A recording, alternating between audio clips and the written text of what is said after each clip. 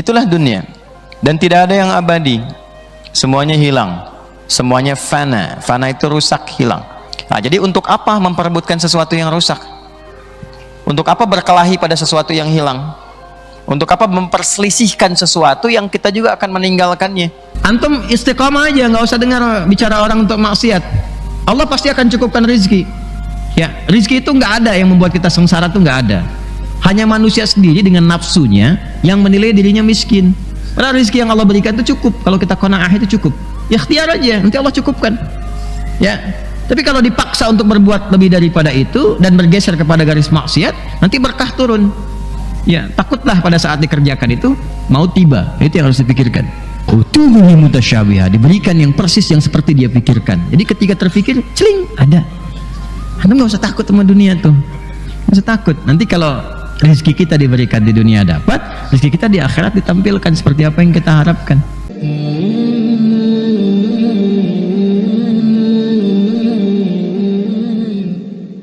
Assalamualaikum warahmatullahi wabarakatuh. Alhamdulillah wassalatu wassalamu ala Rasulillah wa ala alihi wa sahbihi wa man walah wa ba'd. Saudara-saudariku, kita telah menunaikan salat Isya berjamaah beserta amalan sunnah yang menyertainya. Semoga salat kita semua diterima oleh Allah Subhanahu wa taala. Dan pemirsa dimanapun Anda berada, semoga senantiasa yang terhubung dengan kajian ini tetap mendapatkan rahmat Allah Subhanahu wa taala. Dan bagi yang telah memasuki waktu salat, tinggalkan dan tunaikan salat terlebih dahulu, saling mendoakan, dan semoga salat kita sekali lagi diterima oleh Allah Subhanahu wa taala. Kita lanjutkan. Bismillahirrahmanirrahim.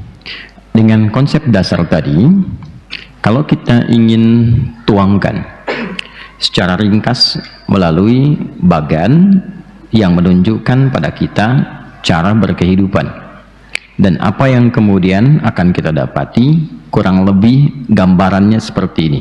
Saya coba tuliskan, kemudian kita nanti coba praktekkan dalam kehidupan kita sesuai dengan aktivitas yang kita jalani dalam berkehidupan. Baik, jadi di sini kita coba turunkan dulu. Di sini manusia. Ya. Jadi kalau kita tuliskan ada kita di sini. Manusia kan ya? Baik. Posisinya ada di mana sekarang? Baik, di sini ya. Di masjid ya. Jadi kita masih ada di al-ard, kita terjemahkan dengan bumi dulu. Sifatnya disebut dengan dunia. Ya. Saya lebih senang menyebutkan tempatnya dengan al-ard yang dipijak dan menyebut dunia itu dengan sifatnya. Ya. Jadi kalau diperkenalkan dengan dunia, dana yadnu dunuwan wa dunyaan. Artinya sesuatu yang dekat, yang cepat, yang punah, yang sirna. Itu dana yadnu dunuwan, sifatnya dunia. Karena itu segala yang berada di bumi ini dalam kehidupan kita itu rasanya berlangsung cepat. Kayaknya baru kemarin kan kita ta'lim, antum dulu di sini, teman antum di situ kan. Saya masih ingat gitu ya. Terus teman antum yang PC keluar duluan kan. Tuh. Kayaknya baru kemarin gitu ya kan? Tapi kan sudah sepekan rasanya kan. Ya kan? Bajunya sama enggak? Gitu. Dan itulah dunia, dan tidak ada yang abadi, semuanya hilang, semuanya fana. Fana itu rusak, hilang. Jadi gelas kalau didiamkan begitu saja rusak, kotor. Baju didiamkan terlihat bersih baru dicuci, tapi didiamkan aja nanti rusak sendiri. Nah, itulah sifatnya. Nah, jadi untuk apa memperebutkan sesuatu yang rusak? Untuk apa berkelahi pada sesuatu yang hilang? Untuk apa memperselisihkan sesuatu yang kita juga akan meninggalkannya? Jadi lebih baik menggunakan itu pada yang bermaslahat, yang punya nilai. Itu yang hakiki, itu yang sejati. Baju ini rusak, jangan berkelahi dengan baju. Ya, alas kaki itu sementara, dipijak kan kotor, ujung-ujungnya kan habis gitu. Masa memperebutkan alas kaki sampai berkelahi? Sesuatu yang habis diperebutkan kan kurang sehat ya, ya kan? Halo?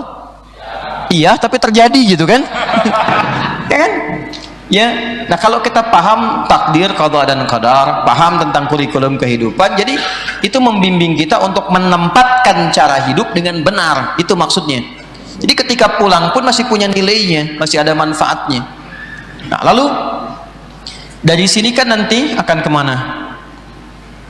Waiting room kan? Ya? Barzakh. Waiting room. Nah, ini kan yang disebut dengan kubur, tempatnya makbarah. Itu yang akan nanti sementara di situ sampai dibangkitkan. Afala ya'lamu idza bu'thira ma fil kubur. Nah, ini yang disebut dengan kubur. Nah, ini pembatas dengan alam yang abadi, yang sejati nanti, yang akhirat, ya, yang terakhir betul, nggak ada lagi nanti setelah itu. Makanya disebut dengan akhirat. Ini puncaknya. Kalau ada taknya itu akhirah, artinya yang terakhir betul, nggak ada lagi setelah itu untuk kehidupan kita. Ya, jadi kalau di situ statusnya A, ya A saja sampai terakhir. Kecuali nanti ada keputusan Allah yang menjadikan sesuatu itu, misalnya bagi si fulan atau seorang hamba tertentu mendapatkan rahmatnya sehingga mendapatkan satu pemberian yang baru berupa syafaat misalnya.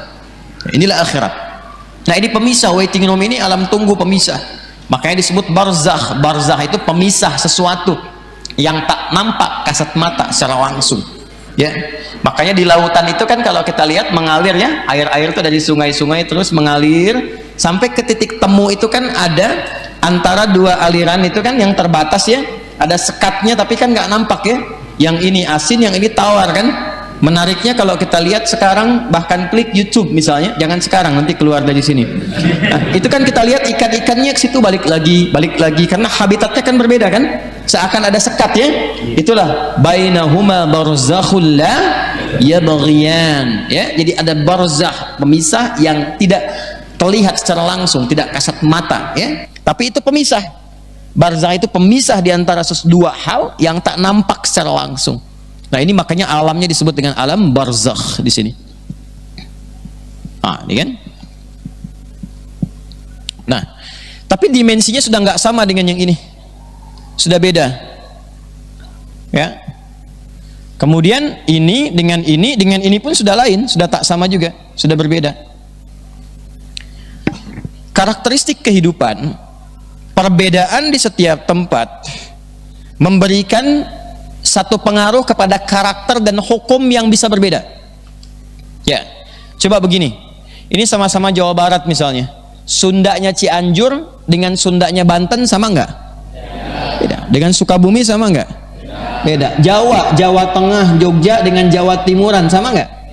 Padahal sama-sama Jawa kan bahasanya, kan? Nah, demikian apalagi kalau dari sini misalnya kita keluar, hukum toilet juga sama. Toilet di Lebak Bulus dengan Kampung Rambutan walaupun sama-sama Jakarta bisa punya hukum yang beda, ya kan?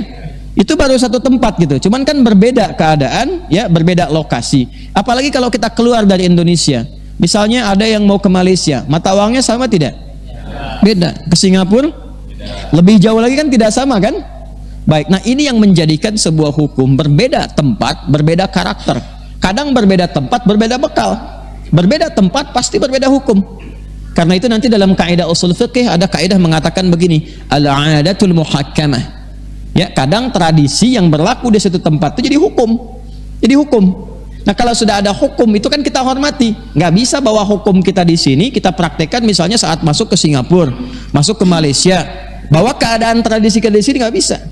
Ya, nggak bisa keadaan kita misalnya yang biasa pakai sarung lalu dipakai misalnya jalan-jalan di tengah kota di Saudi atau di Libya. Misalnya, ya kan? Bukan di Yaman. Kalau Yaman sudah biasa. Tapi Anda pakai sarung siang-siang, pada zuhur di kisaran misalnya kota Jeddah atau di Riyadh atau di Tripoli, itu bisa disuitin, gitu kan? Nah, karena itu cuma dua orang, satu baru nikah malamnya atau yang kedua baru disunat, gitu. Tapi kan kita biasa, ya kan? Kita terbiasa. Nah, itu yang dimaksud adalah adatul muhakkamah. Nah, apalagi sekarang pindah alam. Jelas kan? Apalagi pindah, maka jangan harap hukum yang ada di dunia itu sama dengan di alam kubur. Tidak. Pakaiannya ganti tidak? Halo? Nah, pertanyaannya udah disiapin belum? Oh kan, udah tahu mau pindah tapi nggak siap-siap. Anda kan kalau mau kerja sepekan lagi baru diterima untuk bulan depan, persiapannya dari sekarang. Tuh benar, iya. Oh, gimana sih? Bingung saya. Ya? Dunia itu kan sementara, ditinggalkan dan hilang. Kenapa persiapannya bisa lama gitu? Untuk sesuatu yang abadi, pengantar kepada sesuatu yang sejati, kenapa nggak disiapkan saat hidup? Ya kan? Ya, jadi ketika akan berpulang kita sudah paham. Kalau bisa tuh siapin dari hasil kita. Ya, siapkan hasil kain kafan itu dari hasil kita yang paling baik, ya, yang paling halal, yang paling baik untuk pulangnya. Jadi sudah ada persiapan. Nah, apa yang dibawa ke alam kubur itu? Semua dunia lepas. Peci sebagus-bagusnya lepas, baju lepas, kain kafan cek lagi, nggak ada kantongnya kan? Nggak ada kantongnya. Jadi kalau Anda ngumpulkan uang sebanyak-banyaknya sekarang, tidak dilarang. Tapi uang itu akan digunakan apa? Karena yang ikut ke alam kubur itu nilainya, ya, value-nya yang melekat kepada uang itu digunakan apa? Punya nilai nggak untuk dibawa pulang? Itulah bekalnya. Uangnya nggak akan ikut, nggak akan ikut. Ya, sama dengan semua bekal itu sudah runtuh di sini, semua hilang, nggak masuk ke barzakh. Udah hilang di sini. Selesai. Karena sifat alamnya berbeda, dimensinya tidak sama, dan karakter setiap tempat yang berbeda selalu menghasilkan perbedaan, baik dalam bekal ataupun keadaan. Itu poinnya.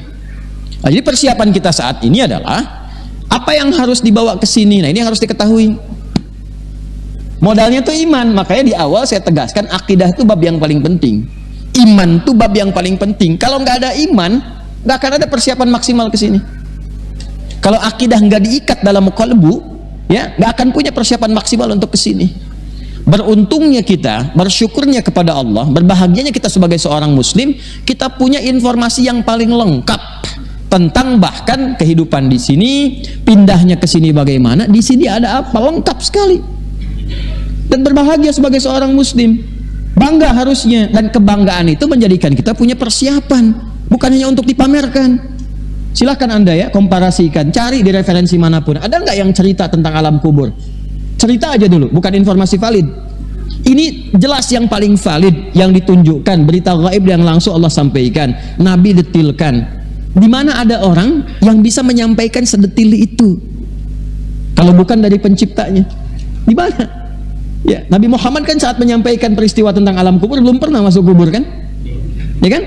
Nah, itulah fungsi Nabi, itulah Rasul. Kalau manusia biasa kan mengalami dulu baru diceritakan. Mengalami sesuatu yang nggak pernah ya dialami lalu diceritakan kan mustahil bisa disampaikan. Ya kan? Nah, jadi bisa menyampaikan sesuatu dengan yakin, begitu pedenya, begitu tegasnya, jelasnya, ekspresinya sesuai. Kalau cerita tentang keadaan ahli surga, senangnya luar biasa. Kalau cerita tentang yang diazab, beliau sampai ketakutan, sampai bermohon kemuliaan, sampai jangan sampai mengenai umatnya, sampai mesti waspada gitu. Itu kan nggak mungkin ada ekspresi itu kecuali mengetahui sesuatu. Nah, itulah iman, babnya di situ. Berbahagianya kita dan bersyukurnya sebagai muslim, informasinya sangat lengkap dan valid.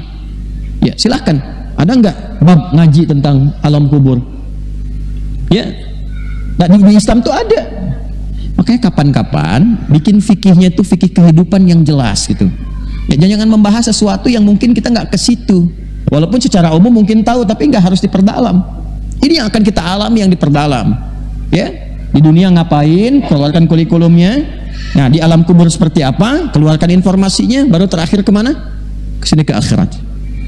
Nah, Al-Quran ini indah sekali alurnya. Kadang menerangkan di sini, kadang menerangkan di sini. Tapi pertama kali yang Allah sampaikan membalik dimulai dengan di sini. Dengan akhiratnya yang abadi itu, yang sejati sifatnya. Nah, apa yang disampaikan? Kembali ke Quran surah kedua ayat 25. Wa basyiril ladzina amanu wa 'amilus salihati anna lahum jannatin tajri min tahtihal jannatin tajri min tahtihal anhar. Keragaman surga. Surga itu tempatnya dari mana? Di level 1, ini yang sekarang kita di sini. 2, alam barzakh atau di akhirat? 3 kan? Nah, maka cara berpikir Al-Quran yang diajarkan kepada kita, kalau ingin mencapai sesuatu, balik cara berpikirnya. Tempatkan akhiratnya yang paling tinggi. Sini. Walal akhiratu khairul laka minal. Tempatkan di sini. Tempatkan surganya begini. Ya. Neraka jauhkan dulu, kan tidak ada yang pengen masuk ke situ, ya kan? Nah, yang Al-Quran itu tampilkan surganya dulu. Nanti ini menjadi manhaj kehidupan. Nanti ada keanekaragaman di sini. Keragaman surga ini nanti mengacu kepada amalan yang telah kita bahas kemarin. Ada berapa pintu? 8 pintu surga kan? Ya. Dalilnya apa? Al-Bukhari nomor hadis.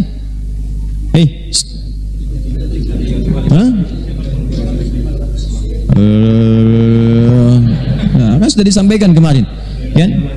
3257 fil jannati thamaniyatu abwab. Di surga itu ada 8 pintu, dan pintu itu nanti akan sesuai dengan amalan kita masing-masing. Nah, itu diisyaratkan di Quran nanti. Ya, contoh begini, contoh. Buka Quran surah Ar-Rahman, surah 55. Ya.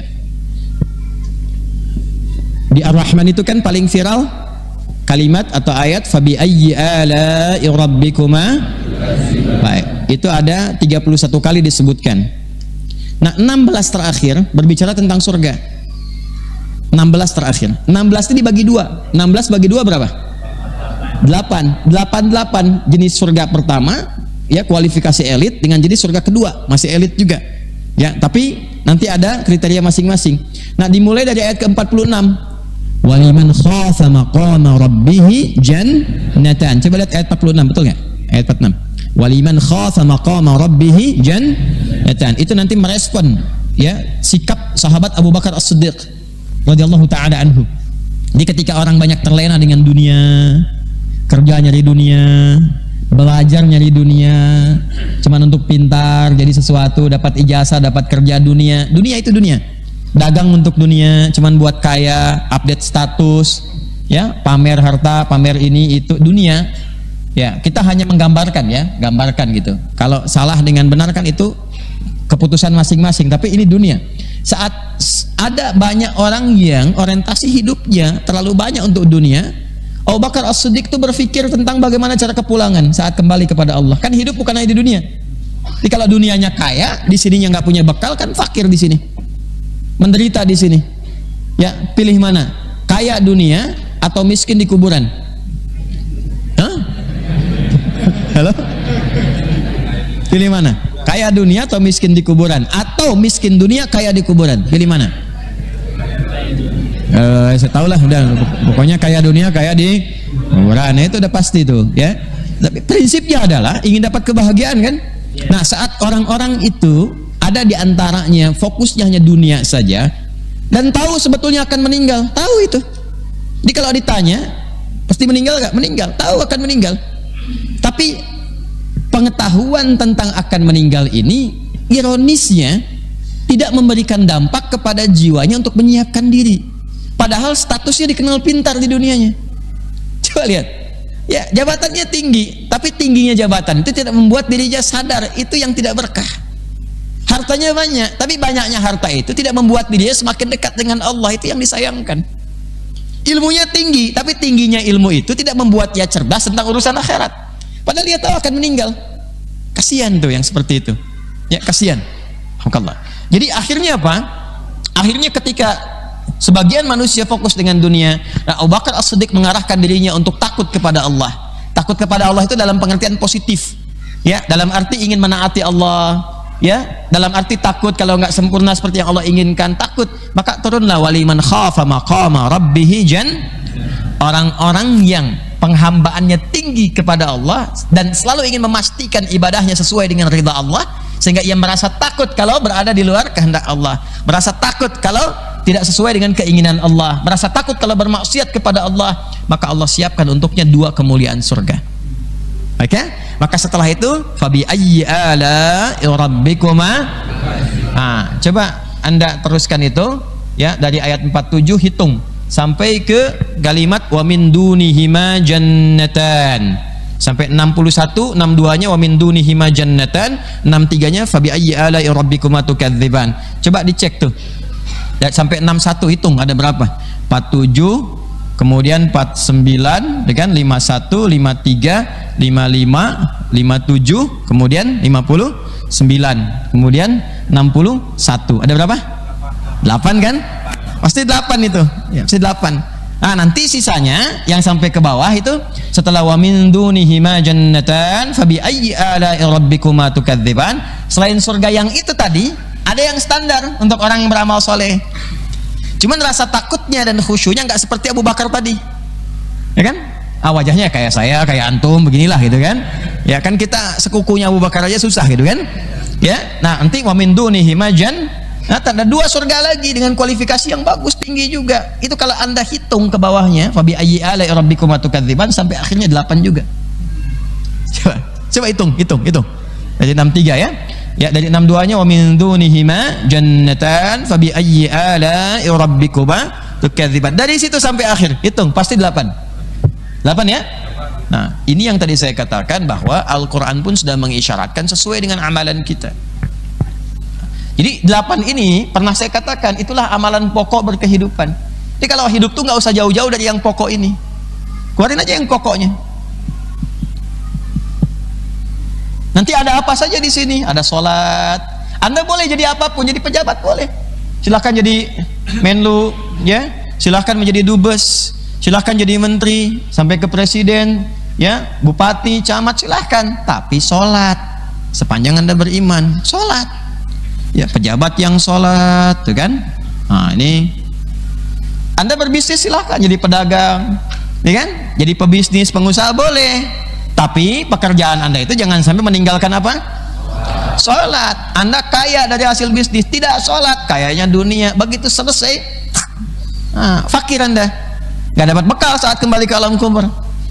Nggak percaya? Jangan dicoba. Anda kan muslim, jangan dicoba, karena pasti meninggal juga kan. Saya nggak mau katakan coba aja gitu kan, jangan dicoba. Nggak percaya jangan dicoba, karena pasti meninggal. Ini kan CM semua tuh, CM ya, colan meninggal, termasuk saya juga gitu kan. Ya, saya juga sama kan. Ya, Anda duluan, saya belakangan, bisa begitu ya, tapi kan nggak bisa memilih. Bisa saya juga belakangan mungkin setelah Anda gitu. Nah, ini maka ada nanti surga babus shalah, ya, dibuka dengan pintu shalah. Ada lagi puasa, babur rayyan, ya, babur rayyan. Fil jannati thamaniyatu abwabin, ya, fiha babun yusamma rayyan la yadkhuluhu illa as-shaimun. Di Al-Bukhari fa idza dakhaluhu ughliqa, kalau sudah masuk ditutup. Ini bab untuk yang puasa rayyan. Ya, ada yang puasa standar supaya kita bisa menjadi bagian dari itu. Makanya ada puasa Ramadan kan? Tapi nanti ada yang lebih daripada itu, yang Senin, Kamis, yang Ayyamul Bid. Silakan ikhtiarkan. Nah, jadi saat puasa itu bukan hanya membiasakan puasa. Ya, ingat, bukan, jangan cuma dibiasakan, saya terbiasa puasa Senin, Kamis. Bukan, niatnya robah untuk mendapatkan ridha Allah. Itu poinnya. Nah, bahkan nanti dalam hadis lain itu ditampakkan, dibuka, bukan ditampakkan, dibuka pintu surga itu setiap Senin dan Kamis. Ya, maksudnya peluang beramal dibukakan itu. Dan diberikan rahmat nanti kepada orang-orang yang beriman, apalagi yang menunaikan puasa, ya. Tapi nanti tertutup bagi orang-orang yang punya masih kemelut di hatinya terhadap saudaranya, ya. Apalagi nanti punya 2 hati yang berbeda. Itu di surat Al-Ahzab, surah 33 ayat 4. Ya, ma ja'alallahu lirajulin min qalbayni fi jawfi. Ya, Allah tidak berkehendak menjadikan seorang itu punya 2 hati yang berbeda. Ya, maksudnya apa? Di depan si fulan bicara A, di belakangnya bicara B. Ketemu si fulan bicara A, ketemu orang lain bicara B, dan yang A dengan B itu nggak sama dan berpotensi memecah di antara keduanya. Nah, itu tidak mendapatkan rahmat Allah, itu agak kesulitan untuk berangkat ke surganya sepanjang dia belum bertaubat. Ya, makanya hati-hati, itu hadisnya sahih dan itu dari Quran. Makanya punya hati yang lapang itu enak dan bermohon kepada Allah. Jadi walaupun nanti ada persoalan, orang bersikap demikian, yang kita ditutup oleh Allah sehingga nggak memikirkan orang-orang itu, tertutup. Tapi nanti orang itu sebelum taubat akan terhantui dengan perasaan itu dan terus berbuat demikian sampai ia memperbaiki diri. Ya, tapi kita tidak boleh membiarkan, kita doakan dalam kebaikan sehingga masih punya peluang untuk menjadi saleh. Itulah insan beriman. Jelas ya? Sehingga perkataannya baik, hatinya baik, pikirannya baik, dan jalannya baik. Paham? Nah, halo, paham? Nah, ini puasa. Apalagi nanti sedekah. Ya. Ada bab dengan harta, ada bab dengan ilmu, ada bab dengan barang, pakaian, materi, ya, makanan, silakan. Tapi niatnya begini, niatkannya untuk mendapatkan ridha Allah. Nanti saat pulang ditampakkan, nanti kita bacakan hadisnya. Saya akan bicara dengan Quran, hadis, Quran, hadis, Quran, hadis yang paling otentik, sehingga Anda nggak bisa nyoal. Nggak benar itu Ustaz. Anda nyalahkan Nabi. Hadis. Nggak bisa. Bukan hadis hidayat, hadis lagi, ya. Setelah itu ada apa lagi? Babul jihad. Ya, ada jihad. Nanti banyak sekali jihad. Ya. Nanti ada banyak.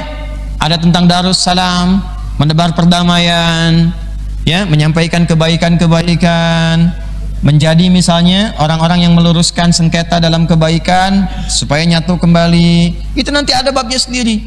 Jadi intinya apa? Intinya Quran memberikan bimbingan kehidupan dari profesi apapun yang mampu kita kerjakan. Anda mahasiswa bisa masuk lewat pintu apa saja. Sholat, masa mahasiswa nggak sholat? Ya kan? Puasa kan, puasa bisa dilakukan. Saya kasih rahasia ya. Ini antara kita aja di sini nih. Ya. Semakin tinggi Anda meningkatkan takwa, semakin pintar Anda. Dan kepintarannya nggak ada batas. Ya. Jadi pintar itu nanti ada pintar yang sejati, ada pintar yang ikhtiari, diusahakan. Pintar yang ikhtiari itu ranahnya ini akal. Itu yang Anda belajar, baca, ya, memperbanyak referensi, diskusi, mematangkan lewat latihan, hitungan dan sebagainya. Itu akal. Dan semua punya kadar yang serupa. Nggak ada orang bodoh. Manusia bodoh itu cuma di lagu, ya, cuma di lagu itu, ya, nggak ada. Semua manusia tercipta dengan kemampuan yang luar biasa. Diciptakan dengan potensi pintar yang tinggi. Jangan lihat fisik loh, hati-hati, jangan lihat fisik, ya. Karena sepanjang kita punya keyakinan Anda mau belajar, pasti Anda pintar. Tapi nanti ada pendorong yang ini yang paling hakiki, yang menggerakkan akal untuk mudah menangkap segala hal. Dan Allah bahkan tidak memberi batas dalam pengetahuan sepanjang itu bermaslahat. Dan itu sumbernya di kolbu di sini. Makanya dulu orang tua kita, para ulama kita memulainya itu dengan membersihkan ini, melatih ini dulu. Dengan apa? Dengan sholat, dengan Quran. Orang tuanya sedekah, diniatkannya untuk itu. Ya, orang tuanya meningkatkan kesolehan, banyak berdoa kepada Allah, barokahnya sampai ke anak. Kalau nanti nggak nyampe ke anak, ke cucu, nyambung. Nah, nanti dengan terbuka keadaan hati itu, baru ilmu ilmu masuk, ilmu datang. Nah, itu yang dimaksud min ladunna ilma, ilmu yang Allah tanamkan. Ya, nah itu peningkatan itu datangnya lewat takwa. Dari mana ayatnya? Al-Baqarah ayat 282 di ujungnya. Kita kan baru 25 kan? Ya, ayat terpanjang di Quran, Quran surah kedua ayat 282. Lihat ujung ayatnya paling kiri sebelah bawah. Ya, wattaqullah wa yu'allimukumullah. Tingkatkan takwamu kepada Allah dan Allah akan berkenan menambahkan dan mengajarkan pengetahuan kepada Anda tanpa batas. Makanya orang dulu itu mulai dengan Quran, menghafal Quran, sholat tidak tinggal, tambah tahajud, tambah duha. Ya, dan rata-rata mereka ketika akan menemukan sesuatu itu saat mengkaji Quran atau selesai menunaikan sholat. Ya, beda kan? Antum kehilangan kunci ketemunya saat sholat kan? Halo, kan? Nanti mereka tuh menemukan sesuatu tuh yang maslahat gitu. Setelah itu dapat ridha Allah, ketemu mudah jalan, dapat solusi. Itu poinnya. Coba dari sekarang. Saya pernah berusaha mencoba untuk seperti itu gitu, mengikuti dan berkahnya dapat berkahnya. Ya. Nah ini poinnya nih. Jadi turunkan semua ini menjadi amalan, pertahankan passion apapun yang dipilih. Jadi cara kita membangun kurikulum tuh begini, surganya dulu. Nih mau kemana nih ke atasnya? Ini yang dijadikan acuan. Baru turunkan ke bawah. Dibalik sih silahkan aja, tapi idealnya begini. Idealnya sama dengan begini. Orang kalau mau sekolah, ya kadang kan ada yang mulai dari bawah kan, KB, ya kemudian TK, TKA, TKB, SD, ya kemudian SMP, SMA, baru ke kampus kan, S1, S2, S3 ke atas. Pertanyaannya mau jadi apa? Kan ada yang penting sekolah dulu kan, baru ke atas nyari kan. Nah idealnya dibalik dulu. Saya kalau ngasih pelatihan ya ke institusi pendidikan atau ke anak-anak atau apa, kumpulkan terutama para guru, itu dibalik. Ini mau jadi apa orang tua anaknya, ini mau jadi apa? Kalau kita ngaji fikih Quran, orang tua itu diminta oleh Al-Quran, Allah langsung minta anaknya tuh arahkan mau jadi apa dulu, disiapkan. Bahkan sejak istri itu mengandung, disiapkan, ini anak mau kemana. Coba buka surah ketiga, surah Ali Imran itu, ya. di ayat ke-35. Imran dengan Hannah menikah. Kan Hannah kan mengandung, ya kan? Itu sudah di kandungan, Hannah itu sudah menyiapkan anaknya ini, yang ini akan diarahkan ke sini. Idz qalat imra'atu Imran rabbi inni nadhartu ma laka ma fi batni muharrara. Nah, ini kalimatnya.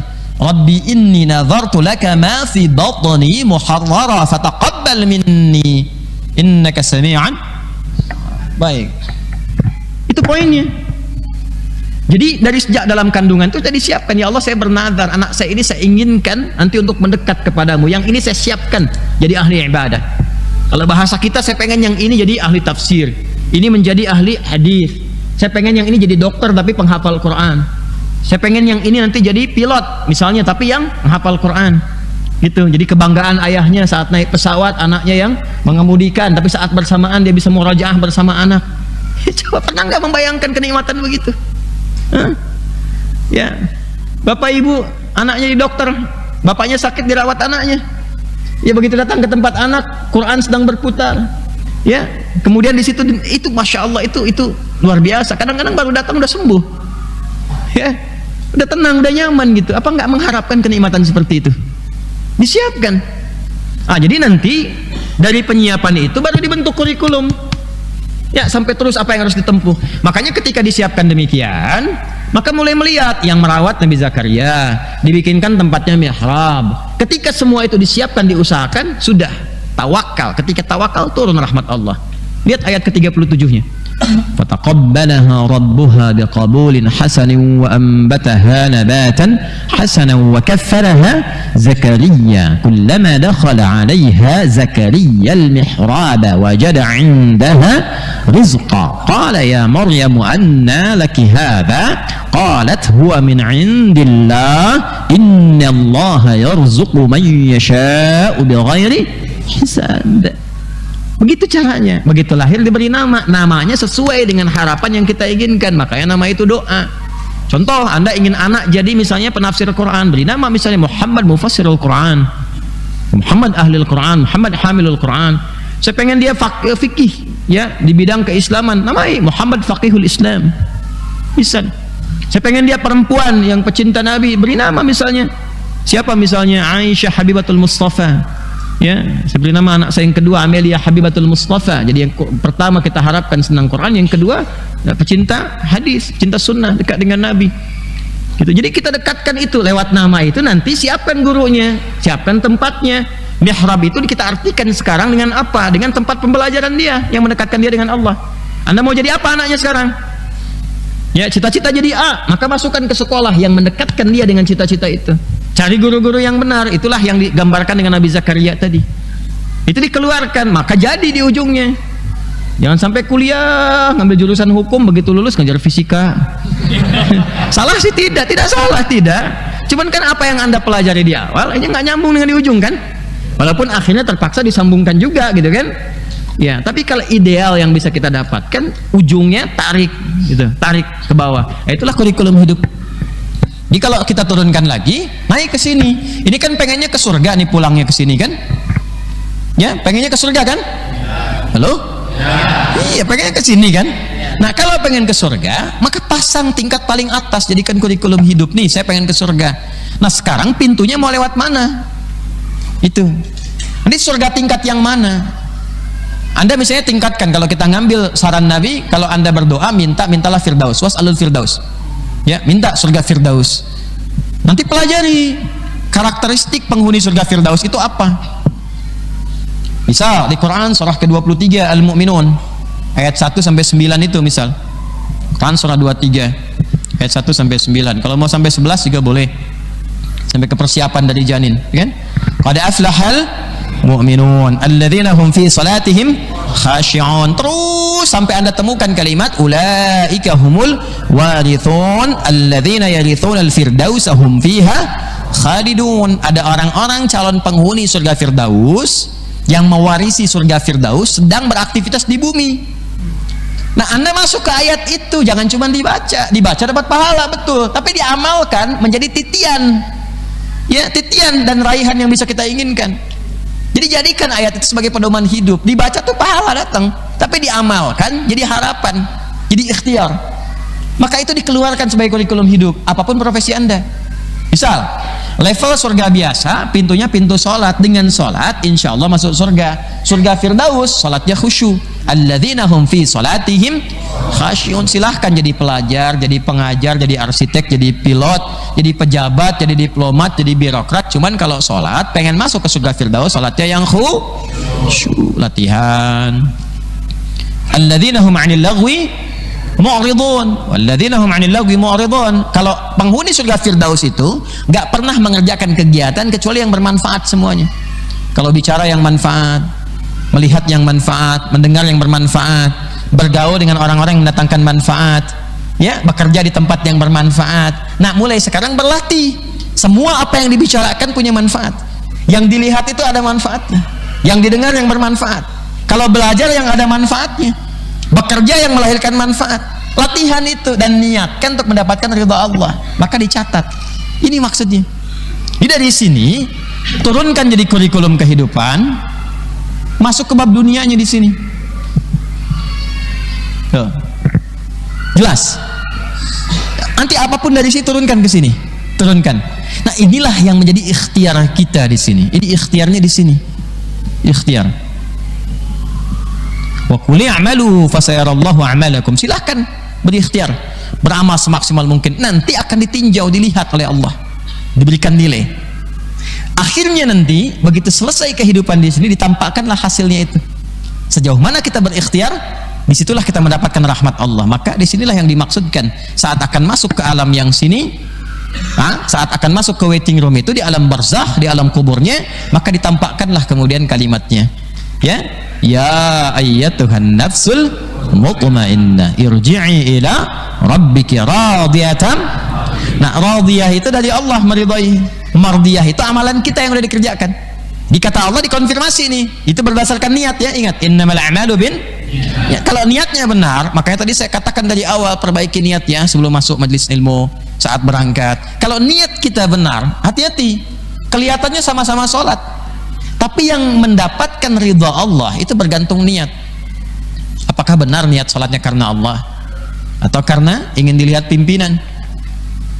Benar nggak niatnya karena Allah atau karena ingin ketahuan sama teman bahwa saya pun bisa khusyuk? Karena ada orang-orang yang sholatnya bukan ingin dilihat Allah, tapi ingin dilihat makhluk. Amal soleh yang ingin dilihat Allah itu ihsan. Amal soleh yang ingin dilihat makhluk itu riya namanya. Sekalipun amal itu soleh, saat dikerjakan, tapi tidak menjadi soleh, hilang solehnya dengan riyanya. Ya, fawailul lil musallin alladzina hum an salatihim sahun. Kenapa sahun? Alladzina hum yura'un. Yura'un itu riya. Ini persoalan. Paham? Nah, maka ini yang kita usahakan sekarang. Nah, nanti ketika dikonfirmasi di sini ditampakkan adalah kenikmatannya itu diberikan, tapi bahagianya kita hanya dalam Islam, yang bahkan sebelum wafatnya diperjelas ini kurikulumnya. Surganya di mana, yang paling standar surga nikmatnya seperti apa, Firdaus bagaimana, surga Aden bagaimana, ditampakkan saja, jadi motivasi. Dari motivasi itu kita bikin kurikulum hidup. Tunggu aja sampai meninggal, sabar. Itu aja pertahankan. Ya, meninggal, nggak capek lagi. Di sini udah nggak ada sholat lagi di alam kubur. Ya, terlampau soleh kalau di sini masih pengen tahajud ya. Masuk alam kubur masih pengen tahajud, ini terlampau soleh. Udah, ini cuma di sini aja, sabar sebentar ya, sebentar. Ya, sabar. Bangun malam sabar. Salat duha sabar. Ya, 5 waktu sabar sampai meninggal. Ya, dan jangan takut meninggal. Jangan takut. Orang takut meninggal itu artinya orang yang masih minim bekal. Ya, pintu surga itu kematian. Pintunya di sini. Mau ke surga? Mau meninggal? Oh kan, udah berubah kan? Ya, pengen ke surga, gak pengen masuk pintunya kan aneh tuh. Ya, pintu surga itu pintunya kematian, alamnya barzakh. Jadi yang pengen ke sini harus lewat sini dulu. Pengen ke surga? Pengen meninggal? Oh, gimana? Ya, cuman 2 yang menyebabkan orang takut mati itu. Ya, cuman 2. Yang satu hubbud dunia. Ya, karena terlalu terikat dengan dunia. Hati-hati, terikat dengan dunia. Yang kedua, maksiat. maksiat, banyak dosa, makanya takut kematian. Nanti takut mati dengan dunia itu bergabung jadi wahan, namanya jadi penyakit ya, wahan, hubbud dunya wa karahiyatul maut dalam hadis Nabi sallallahu alaihi wasallam. Makanya hati-hati ya, kalau sudah kita paham tentang hakikat kehidupan, kita kapan aja dipanggil siapa aja, kita kan tinggal nunggu pulang, kan udah dapat vonis semua, vonis kematian kan udah dapat semua nih ya. Hakim yang paling agung sudah memvonis kita ya dengan hukuman mati, artinya kita akan meninggal, udah dapat vonis. Dan jangan lihat usia. Bapak itu kayaknya duluan tuh ya. Udah bau tanah kayaknya. Itu bau tanah, Anda bau kuburan. Jadi kita udah tervonis semua, tinggal kita siap-siap. Hidup tuh begitu, harus paham begitu. Kita udah tervonis, vonisnya vonis mati. Yang memberikan vonis adalah hakim dari segala hakim. Dan vonis itu diberikan untuk memberikan kenikmatan. Karena lewat jalur kematian itu kita mendapatkan ini yang dijanjikan, dan semuanya akan meninggal. Makanya harus cerdas dalam berkehidupan. Siapkan ininya. Nanti begitu kita sudah akan sampai ke sini, diinfokan dulu untuk menjadi kurikulum hidup, bukan untuk sekedar bacaan. Dibaca dapat pahala betul, tapi nggak jadi motivasi. Ya, maka apa di antara informasi yang disampaikan supaya kita termotivasi? Yang paling standar aja. Kita belum bicara Firdaus. Yang paling standar itulah Al-Baqarah ayat 25. Anna lahum jannatin tajri min tahtihal anhar kullama ruziqu minha min thamaratir rizqa qalu hadzal ladzi ruziqna min qabl wa utu bihi tasyabiha. Jangan berhenti sampai di sini. Kalau sampai sini Anda jomblo seumur hidup yang sejati sampai ke surga, ya kan? Tapi harus punya pasangan. Walahum fiha azwajum mutahharatu wa hum fiha khalidun. Ini surga yang paling standar. Bagaimana standar kenikmatannya? Kita baca hadisnya. Ini kitab hadis yang saya bawa, sehingga tafsirnya langsung dari keterangan Nabi sallallahu alaihi wasallam. Ya, saya hari ini nggak bawa langsung kitab-kitab tafsir, tapi langsung hadis. Saya bawa Sahih Al-Bukhari. Ya, Sahih Al-Bukhari. Kita terangkan tentang ini, kitabnya Kitab Badul Khalqi, ya, tema yang ke-59. Jadi di Al-Bukhari itu ada 97 tema. Nah, itu kurikulum hidup. Kalau kami ngaji untuk disampaikan, lalu dipilih dipraktekkan. Antum cukup ambil 1-2 bab. Antum apa nih kegiatannya? Pebisnis, buka Kitabul Buyu'. Ya, bab topik tentang bisnis, keluarin itu aja. Gak usah jauh-jauh. Ya, nanti yang lainnya yang pokok, yang sholat, yang zakat. Antum bisnis buat apa? Buat kaya. Ketinggalan antum. Yang belum beriman pun kaya juga. Orang Islam itu berbisnis untuk bisa zakat, untuk bisa infak, bisa sedekah, bisa membahagiakan orang tua, membahagiakan kerabat, tetangga. Itu misi orang Islam tuh begitu. Jadi apa yang didapatkan punya maslahat. Makanya beruntung di negara itu yang banyak orang Islamnya, pasti baik. Pasti baik itu. Ya, antum berbisnis buat begitu. Kalau antum berbisnis supaya jadi kaya, salah niat antum. Ketinggalan, dipertanyakan iman antum di mana? Ada iman nggak di situ? Itu yang membedakan iman dengan yang belum punya iman. Antum cari ilmu, kuliah itu di kampus-kampus buat apa antum? Buat jadi pintar. Kalau cuman pintar tuh yang belum beriman sudah dapat Nobel. Antum namanya Nobel belum dapat tuh kan? Iya. Tapi kalau cuman pengen dapat Nobel, iman antum dipertanyakan. Nobel antum tuh akhirat tuh, akhi. Apa manfaatnya antum? Ilmu itu buat antum mendekatkan kepada Allah nggak? Untuk apa belajar gelar tinggi-tinggi kalau nggak kenal Allah? Anda belajar tinggi-tinggi sampai keluar tapi nggak kenal Allah, manfaatnya apa? Nggak dibawa pulang. Kan pertanyaan pertama di alam kubur itu bukan tentang bagaimana gelarmu, marut batuka, apa gelar ente saat kuliah itu, nggak ditanya. Pertanyaan pertama, man rabbuka. Ya, man rabbuka. Anda apalin dari sekarang pertanyaan alam kubur, man rabbuka, ma kitabuka, man rasuluka. Tapi Anda nggak pernah mengamalkan itu dan cari ilmu mendekatkan kepada itu, nggak bisa jawab. Nggak bisa jawab, keluh lidahnya. Sama dengan Anda nggak pernah belajar matematika, ditanya rumus matematika, kan au kan? Ya, nggak pernah belajar fisika, ditanya rumus fisika, nggak bisa jawab. Oh, fisika itu apa rumusnya? Gaya dengan tekanan. Oh, itu seperti cinta. Jadi mana-mana nggak nyambung. Getaran gaya itu nggak bisa. Jadi, kalau Anda mendekatkan kepada itu, ilmunya dapat, jalannya pun dapat. Paham ya? Nah, sekarang kita kembalikan. Jadi apapun yang kita pelajari, titik akhirnya, end game-nya itu adalah mendekatkan kita dengan Allah, mengenalkan kita pada hakikat berkehidupan. Dan dunianya itu gak akan tertinggal, tetap jadi dapat, dan gak akan tanggung ke puncak yang tertinggi. Apakah Uthman bin Affan radhiyallahu taala anhu, Abdurrahman bin Auf radhiyallahu taala anhu, ketika memilih passionnya itu bisnis, apakah mereka tidak kaya? Kaya. Dan hartanya melimpah, tapi masuk surga juga. Dan sangat kenal dengan Allah, makanya tahajudnya sampai khatam Al-Qur'an. Ya, orang sekarang kalau mau hitung kekayaan ya nggak seperti kekayaan mereka. Dan dahsyatnya mereka itu, kekayaannya itu digunakan untuk ibadah.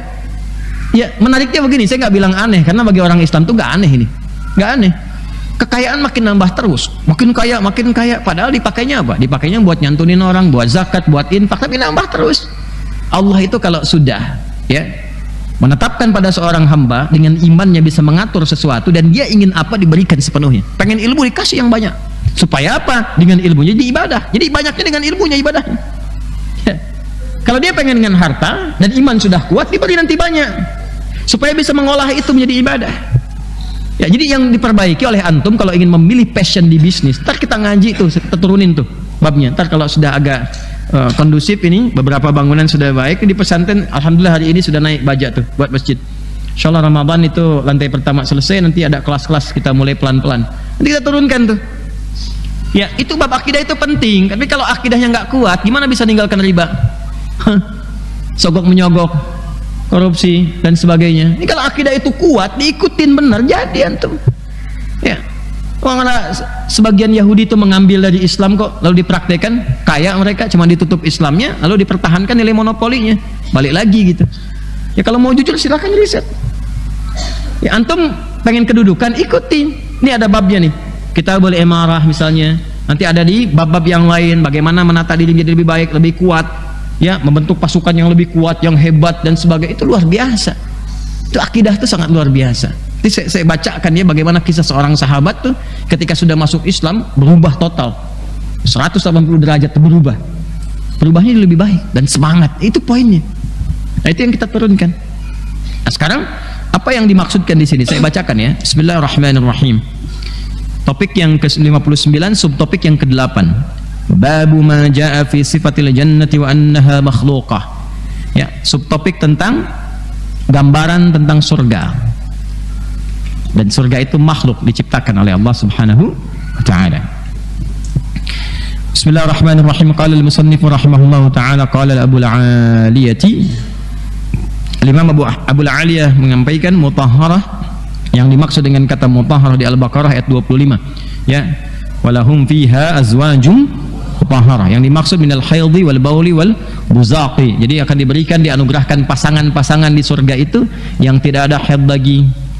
Ya, kemudian tidak ada apa lagi, tidak ada mohon maaf ya, kayak keperluan untuk toileting ya, semua ini nggak ada lagi, pipis nggak ada lagi ya, buang air kecil, buang air besar, bahkan meludah pun nggak ada ya. Kok bisa begitu? Nggak usah tanya, masuk aja lu ke situ. Kan kita udah sepakat di awal, hukum setiap tempat tuh beda ya, kan Allah tuh maha kuasa atas segala hal. Jangan samakan sifat akhirat dengan dunia yang nggak nyama, nggak sama. Ya, jaka sembung main layangan nggak nyambung ya gitu. Ya nggak sama. Kan tadi kita udah sepakat di awal. Saya kan bangun logikanya dulu dari awal. Islam itu kan agama yang paling logis. Ya, di sini aja dengan di tempat lain hukum berbeda. Indonesia dengan Singapura nggak sama, dengan Malaysia berbeda. Maka jangan pernah samakan antara dunia dengan alam kubur, apalagi akhirat. Di dunia masih ke toilet. Ya, di akhirat nggak ada lagi. Selesai. Nah, kita itu mulai dengan bab iman, harus yakin. Kalau ragu dipertanyakan imannya. Nanti pembuktiannya saat kembali. Sekarang tuh masih ilmu yakin, ilmu yang harus diyakini. Nanti begitu akan masuk ainul yakin, lihat sendiri. Ya, nanti kalau sudah masuk hakul yakin, dialami sendiri. Sekarang ilmu yakin. Ilmunya harus diyakinin karena yang nyampaikan langsung Allah melalui Rasulullah SAW di hadis. Jelas gak? Nah, itu babnya bab keyakinan. Yakin dulu, begitu udah yakin kita kejar. Ya, dan nggak ada ruginya, nggak ada ruginya. Yang nggak yakin meninggal juga kok, ya kan? Kalau kita dapat, benar kan yang kita yakini, ya kan? Kalau nggak dapat, mustahil, mustahil. Itu keyakinan namanya, itu keyakinan. Ya kalau yang nggak yakin, ya nggak yakin, nggak ngerjain apa-apa. Jadi kalau mendapatkan sesuatu yang apa yang kita yakini benar, mereka nggak dapat apa-apa, ya. Dan nggak ada yang diyakini karena nggak tahu kan setelah kematian itu ada apa. Kenapa sedih begini wajahnya? Jelas ya? Jelas. Nah, yang pertama, orang-orang yang masuk surga diapresiasi oleh Allah. Semua punya pasangan-pasangan. Ya, azwaj itu yang menyempurnakan, indah. Nanti detailnya di ayat-ayat lain. Ya, kalau perempuan nanti mendapatkan pangeran-pangeran surga, wajahnya masya Allah. Nanti yang sudah berpasangan di dunia dipertemukan lagi sepanjang semuanya beriman. Ya, yang laki-laki dengan perempuan dimudahkan lagi, diindahkan lagi. Makanya kan ibu, bu, nah ya berarti Bekasi. Kalau di Sumatera Barat, yo katanya. Assalamualaikum di Sumatera. Baik. Jadi nanti pernah dengar kisah viral seorang nenek-nenek datang kepada Nabi sallallahu alaihi wasallam dan bertanya, "Abi ma'ana wa kama qalat aina ana fil jannah?" Di mana aku posisinya di surga? Kata Nabi, "Ma kunti fil jannah wa bima ma'ana wa kama qala Rasul." Enggak ada nenek di surga. Nangis kan? Ya, Anda bayangkan, saya udah ibadah sampai nenek-nenek nggak masuk surga, gitu kan? Bayangkan kan begitu. Apa jadi nenek? Kan ketemu Umar begitu. Biki, kenapa nek katanya tuh? Nah, saya tuh ke Nabi tanya, ya, aina ana fil jannah. Nanti kalau saya di surga, saya di mana? Ya jawab Nabi, ma kunti fil jannah. Nenek nggak ada di surga, kan? Ya, Umar ketawa, ente ketawa lagi nih kan? Bahasa kita kan begitu, gitu. Emang betul kata Nabi, sedekah Nabi sallallahu alaihi wasallam. Benar kata Nabi. Benar gimana? Katanya. Bahasa kita aja kan begitu. Saya ibadah sampai jadi nenek-nenek, tapi habis masuk surga. Ya kata Umar, bukan begitu pemahamannya. Maksud Nabi adalah saat nanti kembali ke akhirat, masuk surga, muda kembali. Nggak ada yang seperti penampilan nenek atau kakek. Wah, itu saking senangnya lompat. Bagian. Jadi berubah. Nah, cantik kembali. Kemudian juga yang laki-lakinya ganteng lagi. Nanti kalau udah menikah di dunia sama-sama beriman, dipasangkan lagi bu di akhirat. Nanti babnya itu detil, ada bab detilnya sendiri. Ya. Nah, kemudian kalau nanti yang belum menikah, meninggal dan sebagainya, ya nanti ada pasangannya juga. Bidadari-bidadari yang berkilauan, pandangannya nggak seperti yang sekarang antum gambarkan, antum lamunkan sekarang, nggak seperti itu. Jauh dari itu. Jauh. Antum mau ngelamun sampai kiamat kurang 2 hari nggak bisa. Nggak sama. Nanti babnya ada di sini, saya bacakan. Ya, Nabi itu sudah mengantisipasi sejak awal. Ya, supaya nggak banyak melamun gitu. Ya, makanya apa yang disampaikan di Quran, di hadis bukan fiksi. Anda merefleksikan, menggambarkan, tapi ditolak. Bukan seperti itu, lebih indah dari apa yang Anda gambarkan. Makanya nggak bisa disebut fiksi. Ya, walaupun terfiksikan dalam gambaran kita, tapi nggak bisa kita samakan seperti itu. Dan ini bukan fiksi sifatnya. Quran, hadis itu bukan, ini realita. Tapi tampaknya menjadi ainul yakin dilihat, hakul yakin disaksikan, dialami sendiri nanti. Sekarang diberi infonya supaya kita penasaran, nggak seperti yang kita lihat, nggak seperti yang kita dengar, yang nggak seperti yang kita pikirkan. Lalu bagaimana? Nah, itu motivasi supaya kita mendapatkan itu. Jelas ya? Halo, jelas? Nah, alhamdulillah ya. Nah. Baik, nanti bab detailnya nanti ada. Bagaimana Ustaz kalau saya mengharapkan menikah dengan si fulan tapi tiba-tiba nggak tercapai, apakah di surga nanti? Itu nanti. Ya, baik ya. Nah, nanti kita lihat nanti. Ada babnya sendiri, Bahkan nanti makanya kalau ngaji atau baca benar-benar yang bermanfaat. Jangan baca-baca yang nggak jelas. Dulu saya waktu kecil bacaan saya itu tentang tabiin, kisah orang-orang soleh apa gitu kan. Ada yang termotivasi sampai ditunggu bidadari surganya saat dia berjihad. Ada yang begitu, ya. Nah, jihad itu juga jangan dipersempit juga babnya. Ada banyak hal bab gitu. Berbuat baik pada orang tua bagian dari jihad. Menyayangi orang tua yang sudah sepuh itu bagian dari jihad. Nah, orang tua merawat anak bagian dari jihad. Kalau negara kita memanggil, ya ada konteks yang dibenarkan. Ulama kita berfatwa, negara kita memanggil, kita keluar niatkan sebagai ibadah kepada Allah, itu juga bab jihad. Ya, jadi nanti babnya sangat-sangat detail sekali di situ, ya. Kemudian kullama ruziqu. Nah, ini kullama ruziqu minha mi thamaratir rizq. Apa maksudnya? Utu bi syai'in thumma utu bi akhara. Jadi selalu diberi. Kullama itu sesuatu yang terus diberikan, enggak berhenti. Enggak berhenti, itu kullama namanya. Ada qallama, ada kullama, ada kaf, ada qaf. Ya, kalau qaf hampir enggak sama sekali. Qallama ta'ti ilayya. Kamu tuh kayaknya jarang datang ke tempat saya. Nah, qallama ta'ti ilayya, kayaknya kamu jarang datang, maksudnya nggak pernah. Itu pakai qaf. Tapi kalau pakai kaf, kullama itu setiap waktu terus. Jadi abis ini datang yang lain, abis datang yang lain, kan? Kalau antum kan kepikiran sekarang kenyang mau ke toilet kan? Kan di surga nggak ada toilet lagi, nggak ada toileting. Ya, nggak ada buang air kecil, buang air besar, nggak ada meludah. Jadi enak aja, makanan matang masuk semua, masuk. Ini nggak berhenti nikmatnya. Di surga tuh nikmat terus. Udah selesai capeknya sekarang. Udah. Makanya saya katakan ya, masuk surga nanti ya udah nggak usah kepikiran tahajud, kepikiran puasa lagi, semua udah tinggal kenikmatan, semua nikmat. Cepat meninggal deh. Cepat meninggal kalau sesuai ajal. Sesuai Ajal, saya ajal. Udah, kalau udah seperti itu tinggal nunggu kenikmatan aja. Dan itu mantap, harus mantap kita ya. Kapan aja. Mau meninggal malam ini? Harus mantap, harus mantap. Ya, beramal aja, tunggu sampai ajal tiba. Jangan takut. Ya, jangan takut. Bahagia kita menyebut kematian. Mau bertemu dengan Allah. Itu dengan Allah. Nggak pernah lihat terus mau ketemu, masya Allah. Anda nggak pernah ketemu anak puluhan tahun, terus mau ketemu. Anak mau landing di bandara, udah kuliah puluhan tahun di luar nggak pernah pulang, 25 tahun. Bapak ibu dikabarin besok jam 7 mendarat di Soekarno-Hatta. Kira-kira ke bandara datang jam berapa? Habis kajian nih langsung berangkat nginep di sana. Karena nggak pernah lihat kan? Kita nggak pernah ketemu Allah, akhi. Belum pernah berjumpa dengan Rasulullah. Ya, orang tuh rindu gitu. Dan pembukanya kan gerbangnya kematian. Masya Allah kalau udah itu datang, alhamdulillah. Nah, siapkan dari sekarang beramal yang enak, yang baik. Kadang-kadang kita tuh cemburu ngelihat orang-orang soleh tuh pulang bawa amal baik ya. Tapi juga harus waspada karena setan kan mengintai terus. Setan tuh pengintai yang luar biasa, nggak akan pernah tenang dia kalau sebelum kita, jangan kita lah, sebelum seorang berbuat maksiat itu. Ya. Nah itu kulama diberikan terus kenikmatan. Jadi nggak putus, nikmat surga tuh nggak putus. Jadi jangan takut. Ya. Antum istiqamah aja, nggak usah dengar bicara orang untuk maksiat. Allah pasti akan cukupkan rizki. Ya, rizki itu nggak ada yang membuat kita sengsara, tuh nggak ada. Hanya manusia sendiri dengan nafsunya yang menilai dirinya miskin. Padahal rizki yang Allah berikan itu cukup. Kalau kita qanaah itu cukup. Ya ikhtiar aja, nanti Allah cukupkan.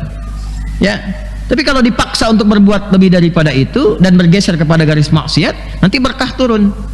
Ya, takutlah pada saat dikerjakan itu mau tiba. Itu yang harus dipikirkan. Ya, nanti kalau sudah selesai meninggal, gelarnya sama semua. Ya, almarhum. Udah, nggak ada lagi status dunia di situ. Dunia kan berhenti di luar. Ke dalam udah beda. Ya. Kemudian qalu hadzal ladzi ruziqna min qabl. Nah, sampai begini wa utubihi mutasyabiha. Sampai ada orang saking diberikan nikmatnya dia berkata, ini kan yang tadi baru dikasih, ini baru dikasih. Jadi dikasih lagi, kasih lagi. Menariknya begini.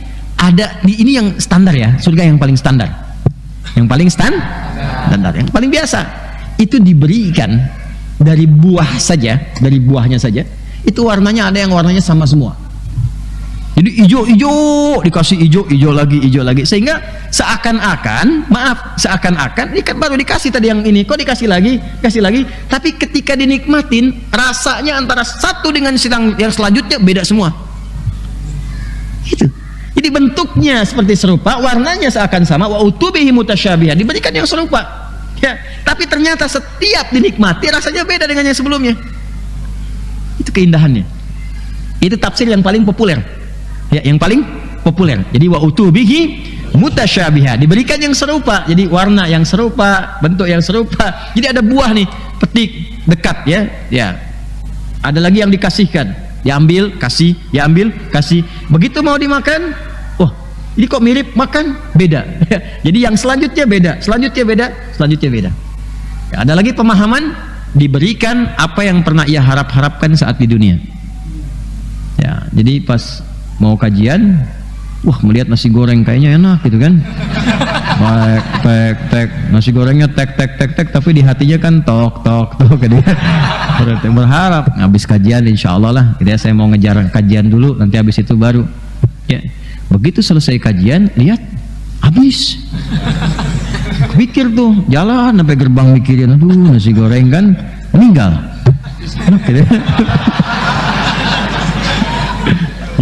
Misal meninggal tuh.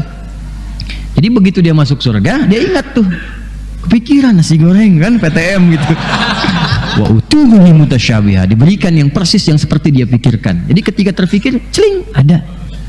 Anda nggak usah takut sama dunia tuh, nggak usah takut. Nanti kalau rezeki kita diberikan di dunia dapat, rezeki kita di akhirat ditampilkan seperti apa yang kita harapkan. Jelas? Wah, dan itu bukan menyendiri, dikelilingi oleh yang paling indah. yang nanti menjadi pelayan-pelayan surga. Wildanun mukhalladun, ada hurin ain, bidadari-bidadari yang pandangan matanya itu begitu jelita, yang perempuan dapat pangeran-pangeran surga, yang tatapannya tatapan ketawaduan, tatapan ketaatan, kesetiaan, bukan tatapan kecemburuan dan penasaran, gitu kan. Dunia tuh ketatapan kecemburuan. Ibu kalau natap orang soleh kan membayangkannya, kenapa suami saya nggak seperti itu ya, gitu kan. Sama, Anda juga sama kalau lihat perempuan soleha, sama, itu dunia. Kalau udah akhirat nggak ada begitu lagi, nggak ada begitu lagi. Kalau akhirat itu sudah semua nafsunya kan selesai. Jadi semua kenikmatan, kebahagiaan. Nanti golongan pertama yang masuk surga, nanti kita bacakan insyaallah hadisnya. Ya, itu zumratul awwalin, golongan pertama yang masuk surga itu ternyata disifati di hadis itu nanti wajahnya seperti purnama, bersih, hatinya bersih. Nah itu jadikan kurikulum hidup. Jadi selama hidup latihan untuk menjadikan hati bersih. Ya, hati bersih itu enak. Jadi melihat sesuatu itu dalam konteks yang baik, harapan orang berubah jadi baik, harapan semua mendapatkan kemuliaan. Nah itu orang-orang bersih seperti itu golongan pertama masuk surga dari umat Nabi Muhammad SAW. Ya, dan diberikan nanti penampakannya seperti apa? Seperti rembulan di purnama, saat purnama, bersih. Setelah itu nanti ada yang kaukab syiddatul daw, ya, jadi syiddatul idha'ah. Yang setelah itu nanti ada seperti gambaran benda angkasa atau planet, ada yang menafsirkan juga seperti gemintang yang sinarnya terang. Ya, setelah yang tadi rembulan, ya, yang jernih bersih, ada yang sinarnya terang. Nanti macam-macam, indah sekali. Dan itu wujudnya amalan. Termasuk wudu, jaga wudu. Nanti kan akan dipanggil, tud'u ummati yaumal qiyamati gharal muhajjalin min atharil wudu, dari bekas wudunya. Dan wudu itu kalau benar dilakukan membuat tampilan tubuh kita berbuat yang baik. Itu yang akan menjadikan kita bercahaya. Ya. Teruskan. Kemudian utina min qablu wa utubihi mutasyabiha yushbihu ba'duhu ba'dan wa yakhtalifu fit tu'umi. Ya, mirip satu dengan yang lainnya tapi berbeda di rasanya. Saya mau bacakan teruskan dulu di surah Al-Haqqah yang ayat 23, ya. Qutufuha daniyah. Kalaupun kita pengen buah apapun itu ujungnya dekat sekali, bahkan nanti sambil sandaran, ya, di dipan-dipan yang terhormat, dipan-dipannya emas, sandarannya langsung, Masya Allah, ya, Mas Asep, Mas Joni, Mas Bayu dan sebagainya, nanti sandarannya di emas betulan, ya. Jadi sambil sandaran tuh tinggal ngambil, pengen anggur ngambil, pengen apa lagi delima, ya, the five tuh ngambil, ya. Apalagi misalnya pengen enak, tinggal ngambil aja, dan rasanya tuh bisa robah-robah. Tahu the five? Delima gitu. Tinggal ngambil ruman, ya, ngambil enak, macam-macam, Masya Allah, nikmatnya luar biasa, ya. Nah, saya bacakan hadisnya sebentar. Kemudian yaqtifuna kaifa sya'u daniyatan qaribah 'alal araik di surat Al-Kahf ayat 31, kemudian di surat Yasin ayat 56 'alas surur. Surur itu dipan, ya, kalau ada kita kasur kan ada alasnya dulu yang papan, ya, baru ada kasurnya kan. Nah, itu disebutnya dengan surur.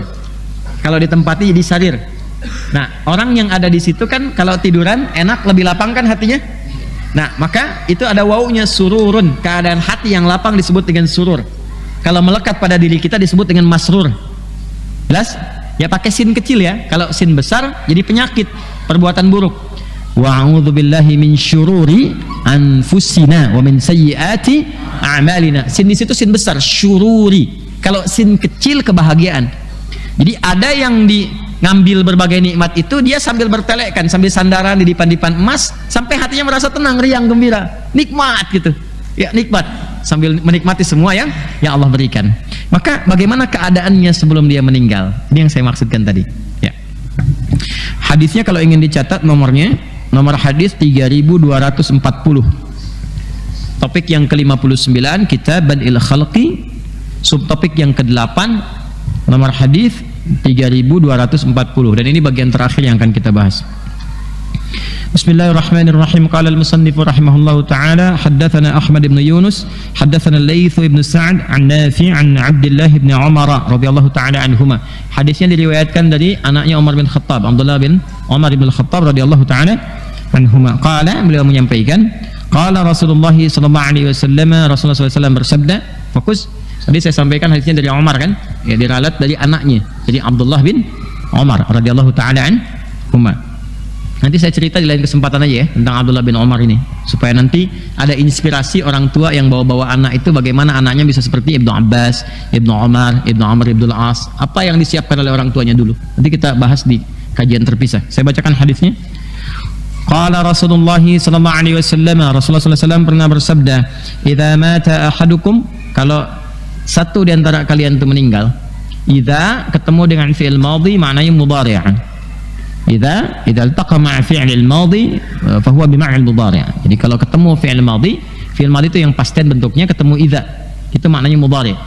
Idza jaa nasrullahi wal fath. Jika nanti kemenangan Fatu Mekah itu tiba, saat surah itu turun belum terjadi Fatu Mekahnya. Nah, itulah mukjizat Al-Quran. Jadi akan terjadi setelah ini. Makanya orang lebih semangat lagi. Ya, sahabat Nabi lebih semangat lagi sampai kemudian terjadilah Fatu Mekah itu. Nah, ini yang dimaksudkan idza mata ahadukum, kalau kalian meninggal.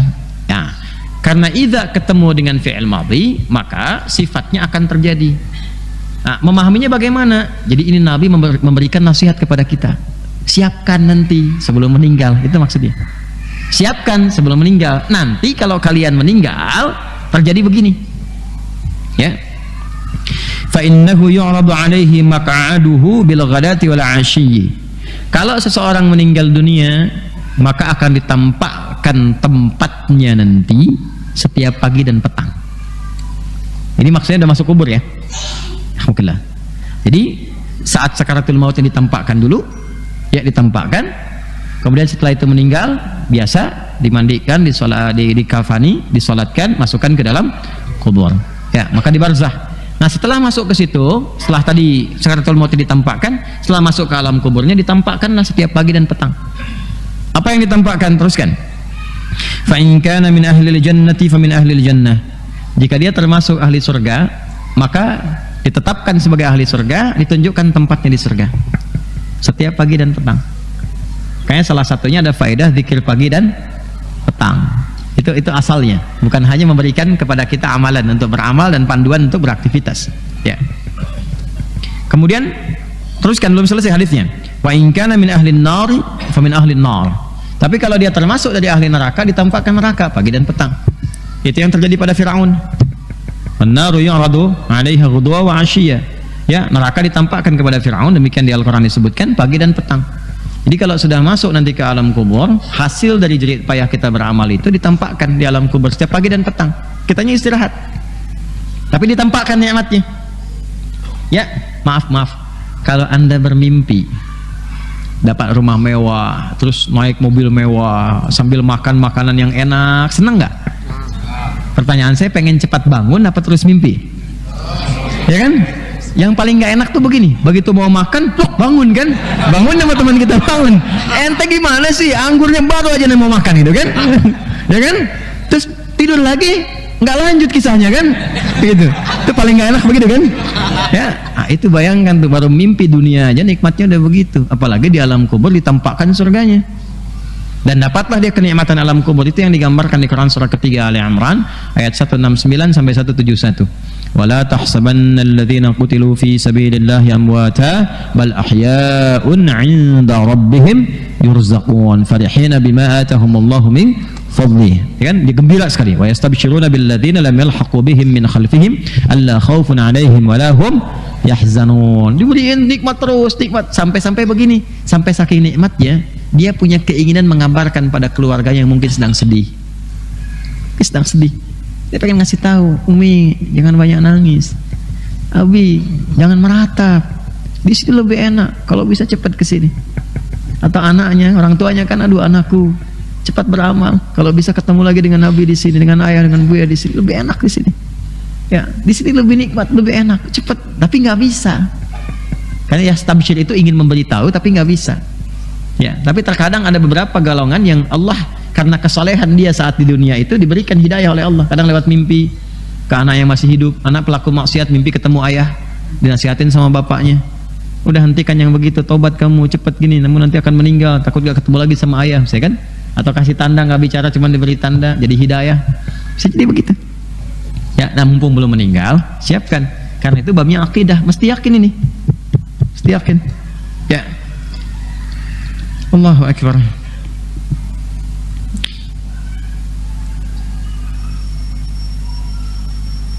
Terus yang paling menarik ini, saya tutup hadisnya ya, tutup nih.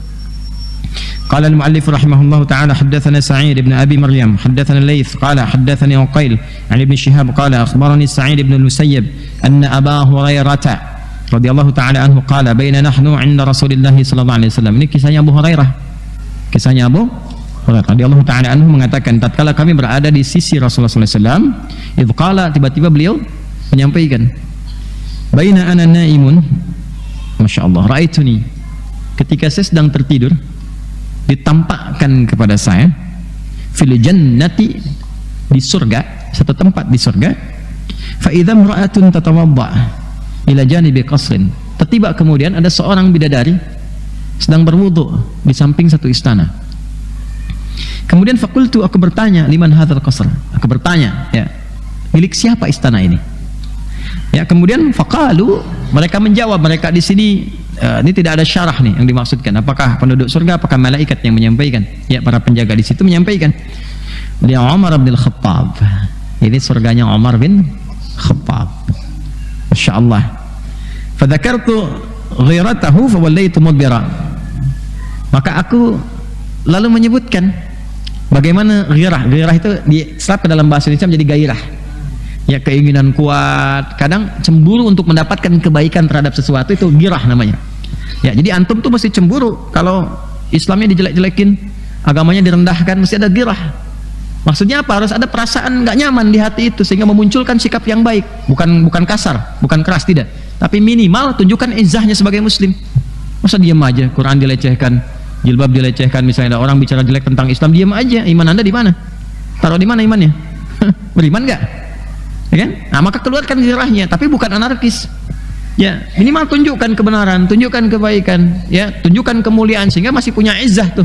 Sesuai dengan porsi masing-masing. Kalau kedudukan dengan kedudukan, kalau harta dengan harta, ya, dan seterusnya. Nah, maka itulah gairah. Nah, maka apa yang terjadi ketika disampaikan demikian? Fabaka Umar mendengar itu langsung nangis. Ya, kata Nabi, fawallaitu mudbira, setelah itu aku berpaling, maka Umar menangis langsung. Nangis ketika. Nah, maka apa kata Umar? Alaika aghar ya Rasulullah, ya Rasulullah, aku nggak mungkin bisa menyamai engkau, nggak mungkin cemburu terhadap engkau, nggak mungkin aku bisa menyamai, dan seterusnya. Artinya apa? Artinya, coba lihat bagaimana Umar bisa mendapatkan itu, pelajari sirahnya. Nanti bagi Anda yang mengikuti jejak Umar, ikuti bagaimana beliau jadi pemimpin, bagaimana beliau sukan malam-malam, bagaimana memikul tanggung jawab, bagaimana beliau bersikap adil, bagaimana ketegasannya dalam kebaikan, keadilannya, itu yang mengantarkan mendapatkan kemuliaan di sisi Allah dengan dibangunkan satu tempat di surga. Itu yang harus dipelajari. Ada lagi sahabat nanti di sini, Sa'ad bin Mu'adz. Sa'ad bin Mu'adz itu disifati oleh Nabi, itu sapu tangannya aja itu lebih baik daripada dunia dan seisinya di surga. Sapu tangan di surganya, itu ada kisahnya. Saya sebelum kesini baca, saya tuh waktu ngaji hadis ini, terus saya cari sirahnya, saya menangis Pak Bu. Nangis saya nangis, tobat sama Allah, nangis. Karena susah menemukan yang begini. Sa'ad bin Mu'adz itu seorang yang anti Nabi tadinya, nggak senang dengan Islam. Jadi waktu ada Mus'ab bin Umair, diutus oleh Nabi 2 orang datang berdakwah ke Yathrib yang kelak jadi Al-Madinah Al-Munawwarah. Masuk ke sukunya ini, Sa'ad bin Mu'adz. Masuk, kalau kita lah ke komplek PTM misalnya, ilustrasinya gitu, masuk. Terus terangkan tentang Islam. Saat ini pemimpinnya, adalah ketua RW-nya kan misalnya, nggak suka itu dengan itu, nggak suka ada siapa nih katanya kan, 2 orang asing masuk ke sini, nggak jelas bawa sesuatu dan sebagainya gitu kan. Nah, lalu mengutus saudaranya untuk mengusir dia. Ya, tapi yang paling menarik begitu diutus saudaranya, balik lagi saudaranya dengan wajah yang berbeda. Dia kan pintar nih, seorang pintar, pemberani, pintar. Udah penasaran, loh kok antara datang dengan pulang beda nih, jangan-jangan terpengaruh katanya kan. Maka saudaranya cerdik sekali. Ya, saya ke situ, mereka itu orang yang kekuatannya biasa aja, cuman kok bikin isu. Ya, katanya engkau menghina saudaramu yang siap-siap akan dibunuh oleh Bani Harith. Marah dia. Ya, jadi merasa terhina, merasa terendahkan, bawa tombaknya ingin menghabisi Mus'ab bin Umair dan saudaranya yang sedang berdakwah, temannya waktu itu. Jadi begitu datang ke situ, ngelihat kok orangnya santai aja. Ini orang menghina mau dibunuh tapi tenang-tenang aja gitu kan. Lagi ngobrol biasa. Barulah sadar, jangan-jangan saudara saya cuman membuat trik aja supaya saya datang. Tadinya nggak mau datang, nggak mau, ngutus orang aja gitu, nggak mau. Apa yang terjadi? Begitu nyampe ke situ bawa tombak, Udah mau bersikap kasar, kata Mus'ab begini, nah ini yang saya mau katakan. Kalau kita belajar sirahnya para sahabat, yang belajar langsung dari Nabi, Anda mau jadi apapun, jadi yang terbaik di bidangnya. Diplomat tuh harus begini, ini fikih diplomat nih. Makanya kayak Haji Agus Salim itu dulu suksesnya luar biasa. Beliau kan ahli Al-Quran juga, hadis dan sebagainya, itu luar biasa tuh. Ya, dan itu nanti bisa dipakai gitu. Berapa bahasa beliau kuasai. Mus'ab bin Umair ini seorang diplomatnya Nabi yang nggak pernah datang ke satu tempat kecuali berhasil tugasnya, masuk Islam. Orang yang ketemu dengan beliau ngobrol sedikit masuk Islam. Itu Mus'ab bin Umair. Lalu apa yang terjadi? Kata Mus'ab begini, ya, Anda kenapa mesti marah? Ya kan? Kita duduk aja dulu sebentar. Kalau memang apa yang saya sampaikan Anda tidak suka, saya akan pergi dan tidak mengganggu Anda lagi. Ya, tidak harus Anda mendengarkan saya pergi. Nggak akan saya ada di sini. Ya, tapi kalau apa yang saya sampaikan Anda tertarik, ya silahkan Anda duduk di sini. Kan baiknya kita ngobrol dulu, nggak harus marah gitu kan? Apa kata Sa'ad bin Mu'adz? Karena beliau itu orang pintar, tahu, oh iya itu adil katanya. Ya udah, saya dengarkan kamu bicara. Kalau saya suka, kamu teruskan. Kalau saya nggak suka, keluar dari wilayah saya. Adil kan ya? Baik, maka duduk kemudian Sa'ad bin Mu'adz. Ketika beliau duduk, apa yang terjadi? Beliau cuma bertanya begini, itu baru beberapa kalimat dikeluarkan menerangkan tentang Islam. Perhatikan bagaimana kalimat yang dikeluarkan dengan keikhlasan, lillah, nggak ada motivasi lain selain menyampaikan Islam dengan kebaikan, kebenaran, kekuatan yang Allah berikan pada diri dan lisannya, menyentuh kepada kalbu. Lisan bertanya, kalau seseorang itu berislam, hal pertama apa yang dia lakukan? Apa yang dijawab? Dia akan mandi, menggunakan pakaian yang bersih.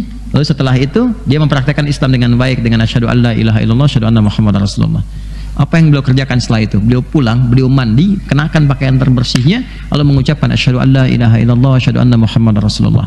Setelah itu datang kepada semua rakyatnya, ya, warga kompleknya waktu itu, sukunya, datang dan menyampaikan, bagaimana menurut kalian tentang saya?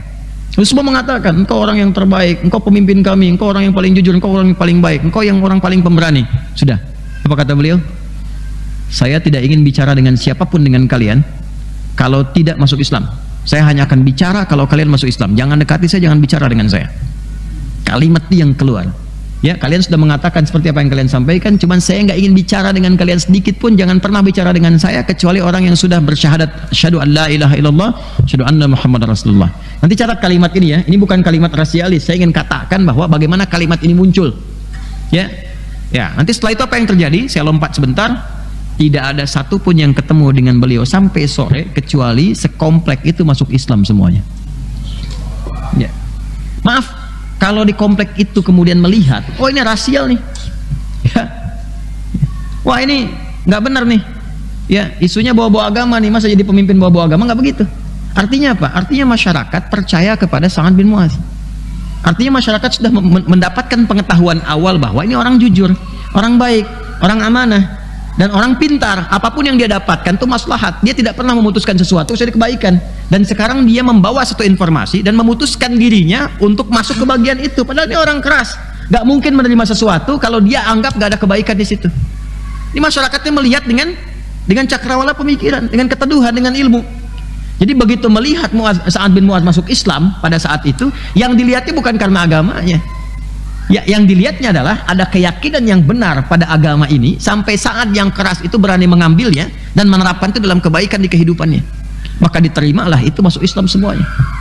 Dan saat itu ketika mengucapkan kalimat itu bukan ingin menunjukkan sifat rasialisme dalam keagamaan, tapi ingin mengatakan saya sudah mendapatkan pencarian terbaik yang saya dapatkan selama ini, kebenaran mutlak yang merubah diri saya menjadi lebih baik. Kalau kalian ingin bersama mendapatkan kebaikan dengan saya, silahkan. Tapi kalau kalian memutuskan ingin tetap bertahan dengan keburukan yang kalian dapatkan sekarang, ya jangan dekati saya udah baik, gak pengen jadi buruk lagi. Itu maksudnya. Makanya bahasa Arab itu tinggi, kalau nggak ngerti ngaji dulu. Paham nggak? Ya, jangan menafsirkan di bahasa Arab dengan terjemahan, nggak akan nyampe ke situ. Ya, karena Arab bahasa itu ketika diturunkan kalimatnya jelas. Ya, la'allakum ta'qilun, supaya kalian tuh lebih pintar. Makanya menerjemahkan bahasa Arab itu mesti dilihat apakah nahwu biasa, sharaf biasa atau ada balaghah di dalamnya. Itu orang Islam itu dulu begitu. Nah sekarang kita harus balik lagi ke situ. Anda profesi apa? Ada. Baca sirah, hadirkan, lekatkan pada jiwa kita, bawa. Dan ayat ini kalau kita amalkan dalam kehidupan, ujungnya walahum fiha azwajum mutahharatu wa hum fiha khalidun. Sudah sampai akhir kehidupan abadi kita mendapatkan rahmat Allah di surga itu. Ya, menggunakan kata khalada kalau bagi Allah baqa, kalau bagi makhluk tuh khalada. Ya, khalada, khalid orangnya. Jamaknya khalidina fiha. Jadi dari yang tidak ada menjadi ada, disifati kekal dengan kehendak Allah. Kalau Allah itu tidak disifati, ya, tidak disifati dengan sifat makhluk. Makanya Allah itu ada. Ya, dari semua keadaan sebelum ada sesuatu sudah ada.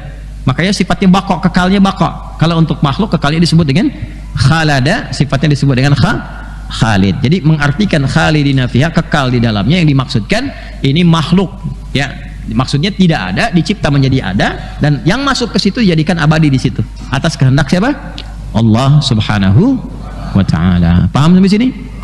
Nah, kalau sudah paham berarti selesai ayat 25. Kalau sudah selesai, tandanya keluar dari sini harus bikin kurikulum hidup. Mau yang mana nih keluarkan? Mulai dari sekarang. Kemudian nanti dari pilihan itu keluarkan rumusnya, hadisnya, sirahnya. Ambil ilmunya, terapkan di kehidupan, jaga sampai meninggal. Jelas? Jelas. Nah, kalau sudah jelas, paham, berarti hafalan Qurannya sampai ayat 25. Ya. Dari Al-Fatihah sampai Al-Baqarah ayat 25. Saya mau ke surga. Heran, saya mau ke surga dikasih kuncinya. Yakin dulu. Allahumma paksain. Ya, bisa ya, insyaallah ya. Baik. Jadi sampai sekarang selesai ayat berapa? Hafalannya dari ayat berapa? Al-Fatihah sampai ayat 25 surah Al-Baqarah. Gampang kan?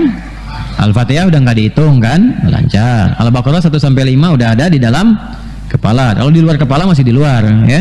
Nah, berarti tinggal ditambahkan selebihnya sampai ayat 25. Insyaallah masih lama waktunya. Masih lama karena pekan depan kemungkinan saya keluar kota. Ya, kemungkinan keluar kota. Tapi bukan berarti tidak dites. Ya, tetap nanti berlaku insyaallah. Siapa tahu nanti saya misalnya tiba-tiba ngontak siapa kan, atau membuka untuk siapa yang mau dites itu kan. Baik, bisa jadi saya demikian. Ya. Baik, itu yang bisa kita sampaikan di pertemuan hari ini.